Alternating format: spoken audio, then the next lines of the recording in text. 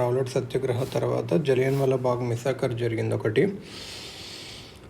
జలియన్వాలా బాగ్ massacre ఎప్పుడు జరిగిందంటే 13th April 1919లో జరిగింది. 1919లో జరిగింది అన్నట్టు. అప్పుడు ఎవరు sir Michael O'Dwyer Punjab ఒక గవర్నర్ ఎవరు ఆ టైంలో అంటే మైకల్ ఓ డయర్ ఈయన గవర్నర్ అన్నట్టు.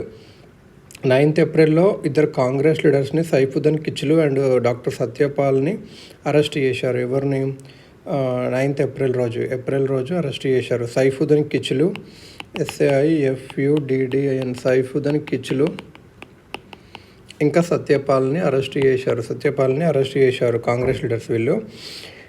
ఇది గాంధీజీ అరెస్ట్ కూడా జరిగింది అదే టైంలో. సో ప్రొటెస్ట్ చాలా జరుగుతున్నాయి ఆ టైంలో. ఆర్మీని పిలిచారు అన్నట్టు. సిటీ అనేది జనరల్ డయర్కి హ్యాండ్ ఓవర్ చేశారు. తను ఏం ఆర్డర్ చేశాడంటే పబ్లిక్ మీటింగ్స్ ఉండొద్దు, అసెంబ్లీస్ ఉండొద్దు అని చెప్పాడు. అప్పుడు జలియన్వాలా బాగ్ ట్రాజెడీ జరిగింది. ఎవరు బ్రిగేడియర్ జనరల్ రెజినాల్డ్ డయర్, ఇంకా ఈయన యాక్చువల్గా మైకల్ డయర్ ఏమో Punjab governor, brigadier general Reginald Dyer తన గుర్ఖా ట్రూప్స్ని ఫైర్ ఓపెన్ చేయండి అని చెప్పి ఒక అన్ఆర్మ్డ్ పీస్ఫుల్ క్రౌడ్ ఒక దగ్గర గ్యాదర్ అయ్యారు అన్నట్టు. వాళ్ళ మీద చెప్పి అసలు వార్నింగ్ ఇవ్వకుండా ఆర్డర్ చేసిండు. యాక్చువల్గా అప్పుడు ఒక ఫెస్టివల్ జరిగేది, బైసాఖి ఫెస్టివల్. సో అప్పుడు వీళ్ళు ఆర్డర్ చేసిండు అన్నట్టు. 18th Aprilలో గాంధీజీ గారు సత్యాగ్రహాన్ని ఆపేసిండ్రు. ఎందుకంటే వైలెన్స్ పెరిగింది కదా, and confessed it to be an Himalayan బ్లండర్గా అన్నారు. గాంధీజీ ఏదైతే రౌలట్ సత్యాగ్రహ చేశారో దాన్ని ఆపేసి హిమాలయన్ బ్లండర్ అన్నారు. To have allowed insufficiently trained people to offer satyagraha ఇలా అన్నారు అన్నట్టు. రవీంద్రనాథ్ ఠాగూర్ తన నైట్వుడ్ని వదిలేశాడు అన్నట్టు జలియన్వాలా బాగ్ మసాకర్కి ఆపోజిట్గా.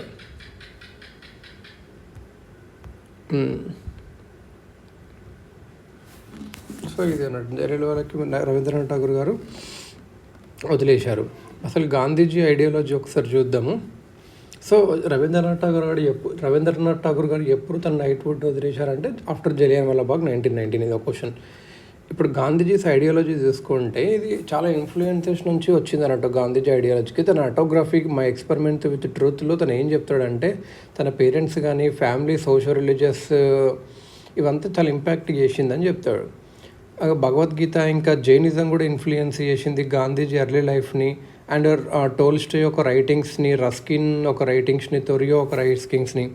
సో టోల్స్టాయ్ ఇంకా రస్కిన్ ఇంకా తొరియో ఒక వీళ్ళ రైటింగ్స్ అందరిని ఇన్ఫ్లుయెన్స్ చేసినాయి అన్నట్టు. The fundamental principles of Gandhi అనే ఐడియాలజీ ఏంటంటే సత్య, ఎప్పుడు నిజమై చెప్పాలి, ట్రూత్. అహింస, నాన్ వైలెన్స్ ఉండాలి. Asteya, non stealing. Aparigraha, non possession. And brahmacharya, self control. Brahmacharya అంటే self control. It does not mean you should not marry. Like then what are the tools used by Gandhiji అంటే స్వరాజ్, స్వదేశీ, సర్వోదయ. స్వరాజ్ ఫ్రీడమ్ ఉండాలి, స్వదేశీ లోకల్గా ఉండాలి, సర్వోదయ అన్నీ ఉండాలి అన్నట్టు. అసలు స్వరాజ్ అంటే ఏంటి అంటే తన హిందూ స్వరాజ్ అనే బుక్లో ఏమని చెప్తాడంటే రియల్ ఎనిమీ అనేవాళ్ళు బ్రిటిష్ రూల్ కాదు, but the modern western civilisation real rule which was luring India into its strong hood. Western civilisation మనం ఇన్ఫ్లుయెన్స్ చేస్తుంది, అది రియల్గా ఎనిమీ అని చెప్తున్నాడు అన్నట్టు. రైల్వేస్ని క్రిటిసైజ్ చేశాడు, ఎందుకంటే అది ఫెమైన్ తెచ్చింది, ఫ్లాగ్ తెచ్చింది by export of food grains.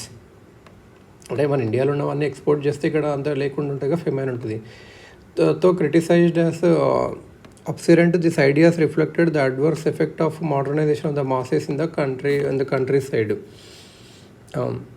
Thus, here is a Swaraj or self-rule as a state of life which could only exist where Indians followed their traditional life uncorrupted by modern ways. Indians traditional life follow అయితేనే మంచిది, వాళ్ళ అంత modern వేస్ అంత corruption చేసినాయి అని అంటున్నారు. Gandhiji's idea of Hindu swaraj evolve అయింది programme of village reconstruction అన్నట్టు. Promotion of khadi and Harijan welfare మన ఫ్రీడమ్ వచ్చిన తర్వాత సోషో ఎకనామిక్ రీకన్స్ట్రక్షన్ దేవాలి to the every vertex of India's attention. ఇవి మెయిన్గా స్వదేశీ అంటే ఏంటంటే ఇక్కడ ఏం నోట్ చేసినట్టే Gandhiji's opposition western influence He was not particularly opposite to the emerging modern industry in India అనే కాదు. ఇన్ఫ్యాక్ట్ ఈ had good relations with industrialist like Ambala Sarabhai and జీడి బిర్లా గారితో కూడా ఉండేది అన్నట్టు. ఏమని బిలీవ్ చేశాడంటే inter dependence of capital labour ఉండాలి, క్యాపిటలిస్ట్ అనే వాళ్ళు ట్రస్టీస్ ఆఫ్ ద వర్కర్స్గా ఉండాలి, గాంధీ ట్రస్టీస్ థియరీ ఉంటుంది. He was not in favor of politicization of workers along class lines and denounced militant economic struggles. He was not in favor of politicization of workers along class lines. Politicization of workers ఉండొద్దు along class lines and denounced militant economic struggles. ఇంకా సర్వోదయ అంటే ఏంటంటే, సర్వోదయ ఏంటంటే అందరినీ అప్లిప్మెంట్ చేయడము, అందరినీ ఉన్నతికి తీసుకెళ్ళడము Sarvodaya.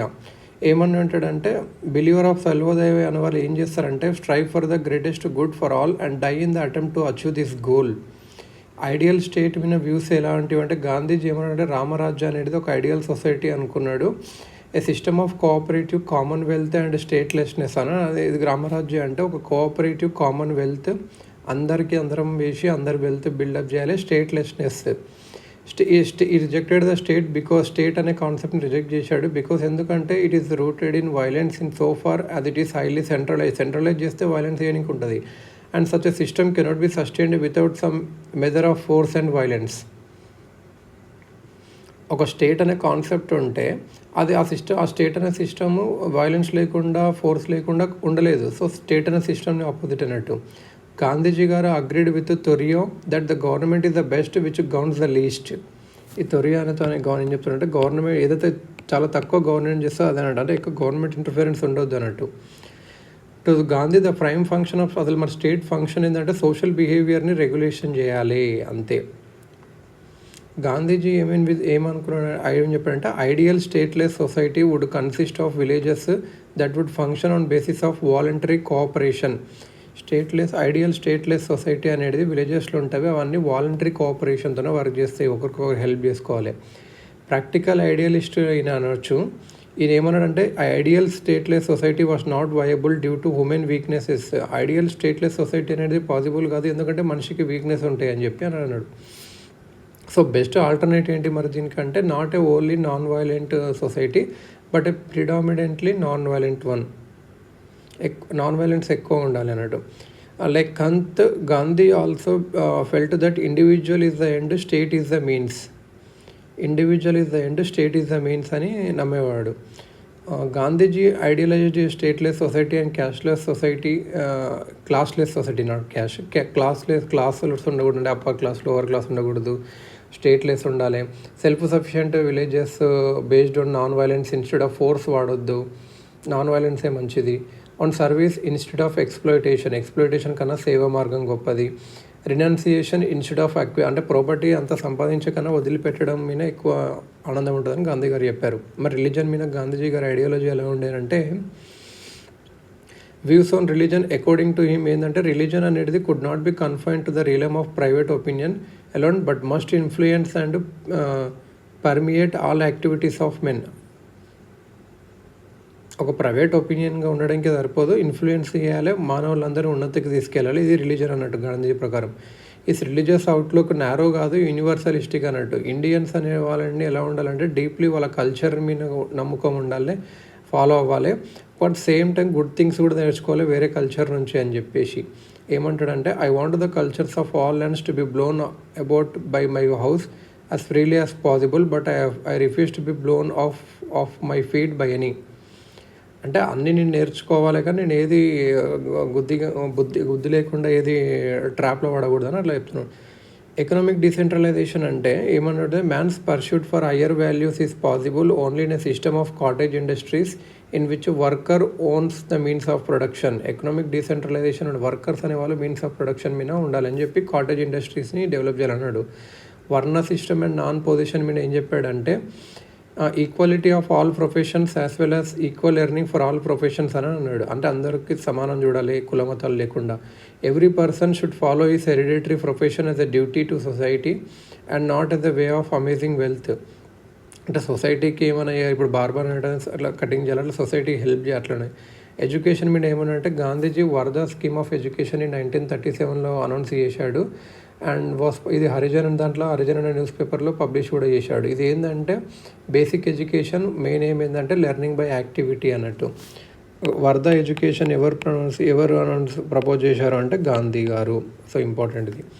Women ఏం చేసినట్టు ఏదైనా డిస్క్రిమినేషన్ ఉంటే మంచిది కాదు ఉమెన్కి అని చెప్పిండు. ఈక్వాలిటీ ఉండాలి అని చెప్పిండు. క్రైమ్ అన్టచబిలిటీ అనేది క్రైమ్ అగెనిస్ట్ హ్యుమానిటీగా చెప్పారు అన్నట్టు. సో ఇలా అన్నట్టు.